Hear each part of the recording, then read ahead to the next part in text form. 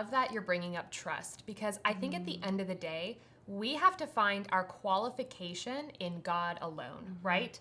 He's the one who's chosen me for this job. I'm the best person to do this because he is sending me here. If God is trusting me with this, that's enough.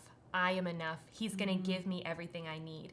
Because I think the enemy would love to get us in that space of qualification and undermine our sense of qualification and capabilities, right? And if he can get us at that level, he can get us to doubt why we're there in the first place, and if we do have an impact to bring, if we are the right person for the job. And again, isn't this the gospel? That it isn't about me and my performance and my works. Every time the enemy points at you, you get to point to Jesus.